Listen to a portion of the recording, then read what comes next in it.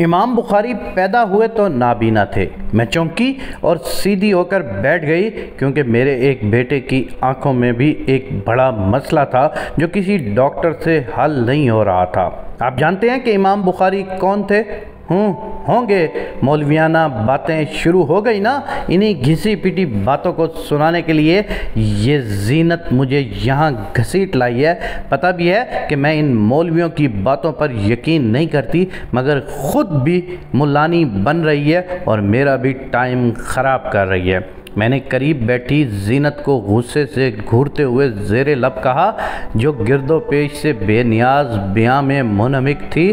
مولانا کا لہجہ نہایت نپا تلا تھا، لیکن میرے ذہن میں مولویوں کی ایک مخصوص متعصبانہ تصویر بنی ہوئی تھی، جس کی وجہ سے میں ان کی کسی بات سے متاثر نہیں ہو سکتی تھی۔ امام بخاری حدیث کے وہ استاد ہیں کہ جن کی کتاب بخاری شریف پڑھے اور سیکھے بغیر کوئی عالم نہیں بن سکتا۔ اچھا، اتنی بڑی کتاب ہے بخاری شریف؟ ہمیں تو الہدا کے کورس میں اس کتاب کا تھوڑا سا تعارف کروایا گیا تھا کہ اچھی کتاب ہے، اس کا مطالعہ کرتے رہنا چاہیے۔ اچھا، اس کا مطلب یہ ہے کہ یہ مولانا بھی بخاری شریف پڑھے ہوئے ہیں؟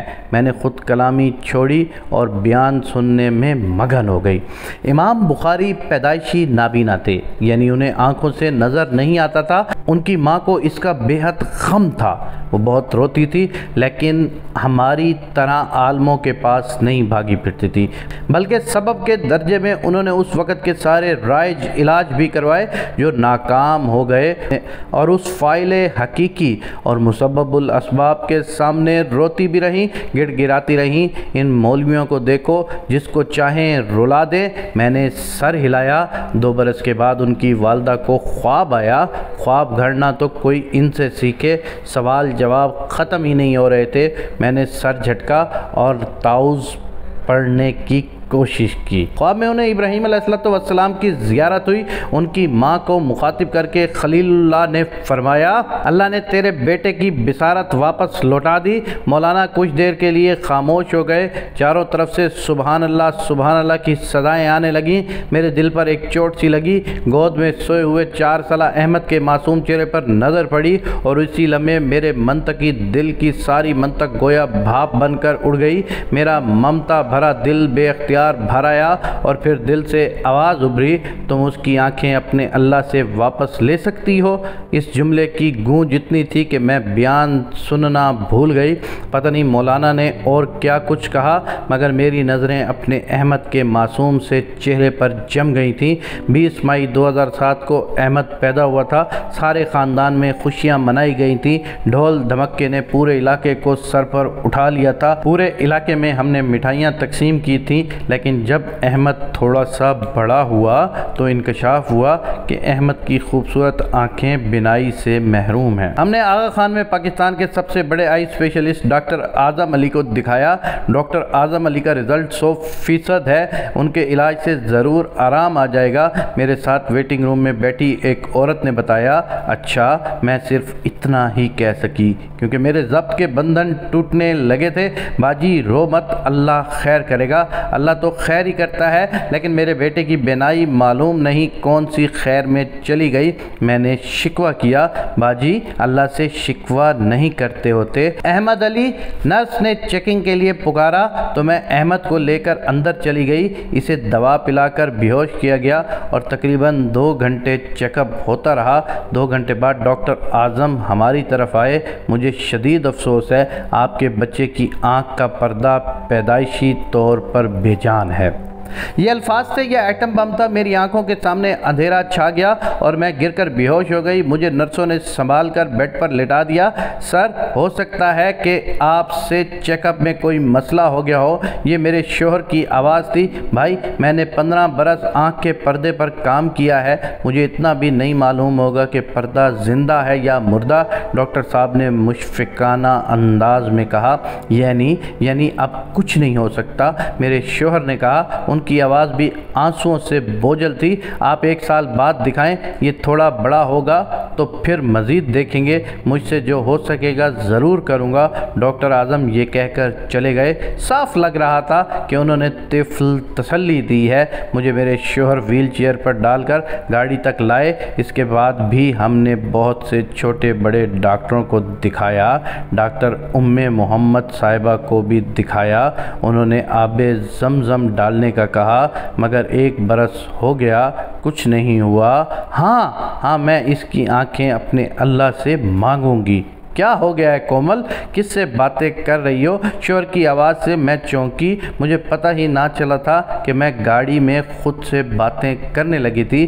میں نے کہا کچھ نہیں بھائی کچھ تو ہے۔ شوہر نے اصرار کیا۔ وہ دراصل زینت مجھے اپنے ساتھ ایک بیان میں لے گئی تھی۔ میں نے شوہر کو اصل بات بتانا شروع کر دی۔ تم اور بیان کس ملا کے بیان میں چلی گئی تھی؟ انہوں نے طنزیہ لہجے میں کہا۔ پتہ نہیں کون تھے، یہ ملاؤں کے چکر میں مت پڑو۔ میرے شوہر نے گاڑی کی رفتار بڑھاتے ہوئے کہا، کوئی پاگل ہی ان کے چکروں میں آئے گا، لیکن ایک کام کی بات انہوں نے بتائی ہے، میرا اس پر عمل کا ارادہ ہے۔ میں نے پرعزم لہجے میں کہا، کیا بات کہہ دی جو تم جیسی ڈیٹ کے دل میں اتر گئی؟ کوئی خاص نہیں، بس ایک واقعہ سنایا تھا۔ پھر میں نے امام بخاری والا واقعہ انہیں سنا دیا۔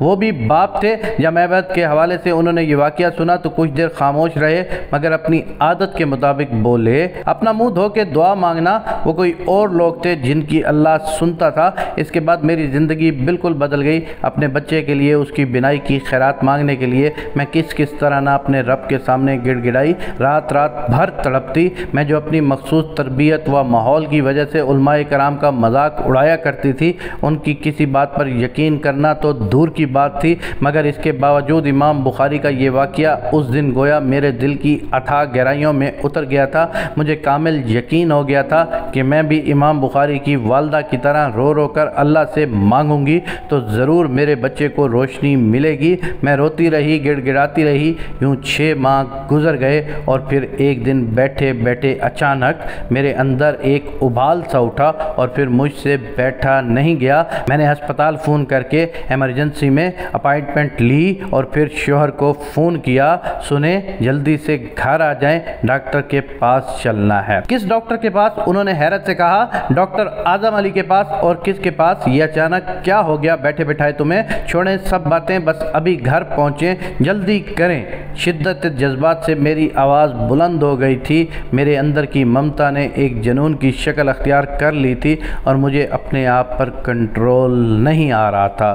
ارے پاگل ہو گئی ہو کیا؟ کوئی اپائنٹمنٹ تو لیا نہیں، ایسے کیسے چلے جائیں؟ اس بار انہوں نے نہایت نرمی سے مجھے سمجھانا چاہا، شاید وہ میری کیفیت بھانپ گئے تھے۔ میں نے فون پر بات کر لی ہے کہ ہم آ رہے ہیں، ایمرجنسی میں دکھانا ہے، آپ آ جائیں بس۔ یہ کہہ کر میں نے فون کاٹ دیا۔ میں نے جلدی سے احمد کو تیار کیا، عبایا اوڑھا اور زندگی میں پہلی مرتبہ نقاب لگایا۔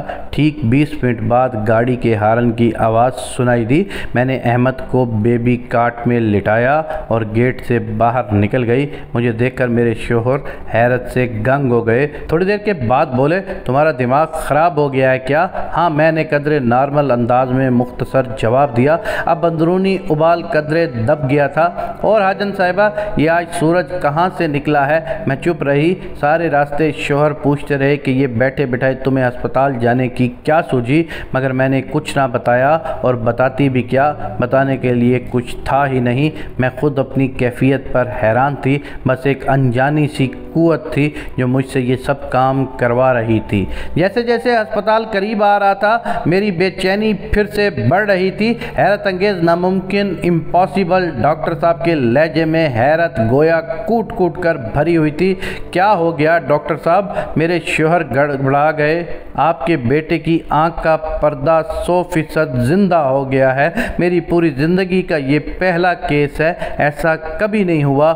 آپ کو بہت بہت مبارک ہو۔ اللہ کا شکر ادا کریں، اللہ تعالیٰ نے آپ کے بیٹے کی آنکھوں کو روشنی دے دی ہے۔ ڈاکٹر اعظم خوشی سے چہک رہے تھے۔ شاید اپنے نزدیک ایک ناممکن کو ممکن ہوتے دیکھ کر وہ بھی جذباتی ہو گئے تھے اور اور کاریات ایک ماں کی ایک ایسے وقت میں خوشی کی انتہا کو کون سمجھ سکتا ہے؟ شاید وہ ماں ہی سمجھ سکے جس کا بچہ 4 سال تک معذوری کی زندگی گزار کر اچانک صحت مند ہو جائے۔ میرے شوہر خوشی سے بے اختیار رونے لگے اور میرے تو خوشی سے ہوا سی باختہ ہونے لگے۔ میری ہچکیاں بند گئیں۔ دنیا کا کوئی پیمانہ ایسا نہیں تھا جو اس وقت میری خوشی کو ناپ سکتا۔ میرے اللہ نے اپنی ایک نہایت گناہگار بندے کی لاج رکھ لی تھی۔ میرا تھوڑا سا رونا اس نے قبول کر لیا تھا اور میرے احمد کو اندھیروں کی جگہ جگمگاتی روشنیاں عطا کر دی تھیں۔ مجھے اپنی ٹوٹی پھوٹی دعاؤں کا صلہ 6 جون 2012 کو ہی مل گیا تھا۔ ہماری ساری امیدوں کا محور و مرکز